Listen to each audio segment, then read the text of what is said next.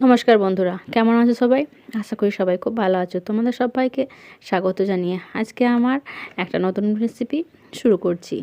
আজকে আমি বানিয়েছি চিকেন। এই চিকেনটা দেখতে যতটা লোভনীয়, খেতে ওর থেকে অনেক বেশি সুন্দর। আর এটা বানানো খুবই ইজি এবং বানানো হয় খুব তাড়াতাড়ি। তাই আমি এর নাম দিয়েছি চিকেন তাড়াতাড়ি। একবার এরকম বানানোর অনুরোধ রইল। যদি রেসিপি ভালো লাগে তাহলে একটা লাইক করে দিয়ে চ্যানেলটাকে সাবস্ক্রাইব করে নেবেন। এখানে আছে আমার কাছে মোটামুটি 600 গ্রামের মতো চিকেন আছে, 3টে মিডিয়াম সাইজের পেঁয়াজ আর 4টে কাঁচা লঙ্কা চেরা আছে, 2টো মিডিয়াম সাইজের টমেটো কুচি আছে, 2 চামচ আদা বাটা, থেতো করা রসুন 2 চামচ। কড়াইয়ে আমি নিয়ে নিয়েছি সরিষার তেল, দিয়ে দিলাম একটা শুকনো লঙ্কার ফোড়ন। তোমরা যে কোনো রান্নার তেলে এটা করে নিতে পারো। দিয়ে দিলাম 2টো এলাচ আর দিয়ে দেবো অল্প একটু জিরে। ফোড়ন থেকে মিষ্টি গন্ধ যখন বের হবে তখনই আমরা এখানে পেঁয়াজ এবং কাঁচা লঙ্কা দুটোই একসঙ্গে দিয়ে দেব। একটা কথা বলে রাখি, সরষের তেলে যদি রান্না করেন তাহলে তেল থেকে যখন ধোঁয়া উঠবে তখন গ্যাসের ফ্লেমটা লো করে দিয়ে তেলের টেম্পারেচারটা ব্যালেন্স করে তারপরে ফোড়ন দেবেন। দিয়ে দিলাম অল্প নুন, যাতে আমাদের পেঁয়াজগুলো তাড়াতাড়ি নরম হয়ে যায়। পেঁয়াজের কালার আসার ঠিক আগ মুহূর্তে আমরা আদা রসুনটা দিয়ে দেবো, যাতে আদা রসুনের গন্ধটাও চলে যায় আর আমাদের পেঁয়াজটাও একটু ভাজা ভাজা হয়ে যায়। এরপরে কিছুক্ষণ অপেক্ষা করব। যখনই দেখব কাঁচা গন্ধটা আমাদের চলে গেছে আদা রসুনের, তখনই এখানে চিকেনটা দিয়ে দেব। চিকেনটা আমার কাছে 600 গ্রামের আছে, তাই জন্য আমি যেরকম মশলা ব্যবহার করছি 600 গ্রামের অনুপাতে। তোমরা যদি চিকেনের পরিমাণটা কম বেশি করো তাহলে অবশ্যই সব মশলার পরিমাণটা কম বেশি করে নেবে। এরপরে এগুলো দিয়ে আমি মিডিয়াম টু হাই ফ্লেমেই কিন্তু এটাকে কিছুক্ষণ ভেজে নেব। তার আগে অবশ্যই চিকেনের উপরে নুন দিতে ভুলবেন না। নিচে পেঁয়াজগুলো যাতে আমাদের পুড়ে না যায় তার জন্য আমি চিকেনটা একটু পেঁয়াজের সঙ্গে মেখে নিচ্ছি। দিয়ে দিলাম পরিমাণ মতো নুনটা আমি আগেও দিয়েছি, তাই হিসাব করে নুনটা দেওয়ার চেষ্টা করবেন। এরপরে এখানে দিয়ে দেবো আমি 1 চামচের থেকে কম, হাফ চামচ থেকে একটু বেশি গোলমরিচ, গুঁড়ো গোলমরিচ। এটা আমি কিন্তু পাউডার ব্যবহার করিনি।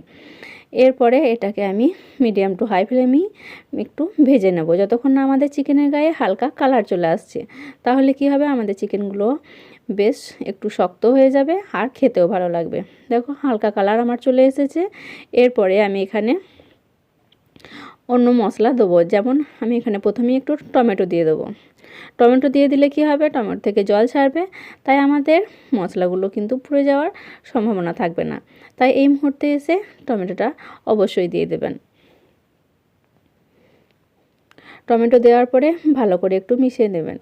এরপরে আমি নতুনদের বলে রাখি, যদি হ্যান্ডেল করতে দেখেন যে কড়াইয়ের গা পুড়ে আসছে তখন গ্যাসের ফ্লেমটা একটু কমিয়ে দিতে পারেন। দিয়ে দিলাম হাফ চামচের মতো আমি কাশ্মীরি লঙ্কার গুঁড়ো। ঝাল লঙ্কার গুঁড়ো আমি ব্যবহার করছি না, আপনারা যদি চান তাহলে দিতে পারেন। এরপরে কালারটা যাতে সুন্দর হয় তার জন্য আমি তেলেতেই কাশ্মীরি লঙ্কার গুঁড়োটা দিয়ে দিলাম। এরপরে এটা আমি মিডিয়াম টু হাই ফ্লেম করি এখনও কষাচ্ছি। যখনই দেখবেন নিচেরটা ধরা ধরা মতো হয়ে আসে তখনই গ্যাসের ফ্লেমটা অল্প কমিয়ে দিতে পারেন, কিন্তু যেহেতু টমেটোর জল ছাড়ছে তাই এটা কিন্তু এখন পুড়বে না।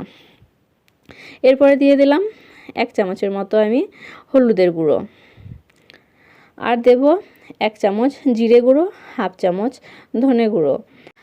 এইভাবে একবার চিকেন বানিয়ে দেখবেন, আশা করি আপনাদের ভালো লাগবে। এর টেস্টটাও খুব সুন্দর হয় আর বানানো হয় খুব তাড়াতাড়ি।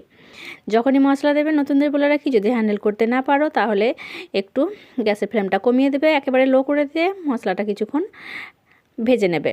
আমি মিডিয়াম টু লো করে রেখেছি। এখন মশলাটা কিছুক্ষণ ভেজে নেওয়ার পরেই যখন দেখবে মশলার গন্ধ চলে গেছে আর মিষ্টি গন্ধ বের হচ্ছে ভাজা ভাজা, তখনই এখানে আবার তুমি জল ব্যবহার করবে।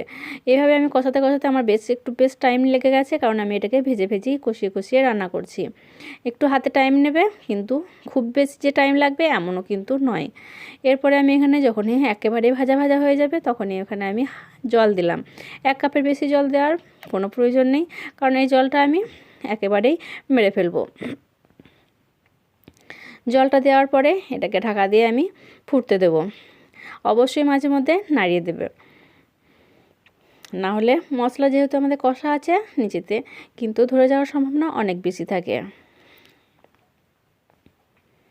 এইভাবে দেখবে এই জলটা আর ঢাকা দেওয়ার প্রয়োজন হবে না। কষাতে কষাতেই জলটা কিছুক্ষণের মধ্যেই নিমেষেই চলে যাবে এবং তেলটা আমাদের উপরে চলে আসবে এবং মাংসগুলো আমাদের ভাজা ভাজা হয়ে যাবে।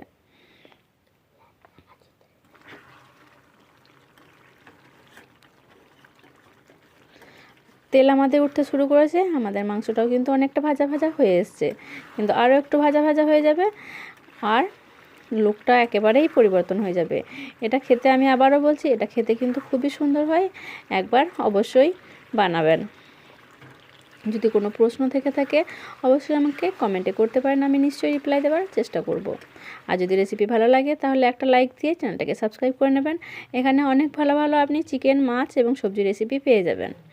দিয়ে দিলাম আমি গরম মশলা। গরম মশলাটা দেওয়ার পরে দিয়ে দিলাম ধনে পাতা দিয়ে বাস গ্যাসের ফ্লেমটাকে আমি কমিয়ে দিয়েছি। এরপরে এগুলো একটু মিশিয়ে নেব, তাহলে কিন্তু আমাদের চিকেন একেবারেই রেডি হয়ে যাবে। সার্ভ করার জন্য খুব বেশি হলে 20 মিনিট লাগবে, এর বেশি কিন্তু টাইম লাগবে না। এর মধ্যেই আমাদের চিকেন পুরোপুরি রেডি হয়ে যাবে।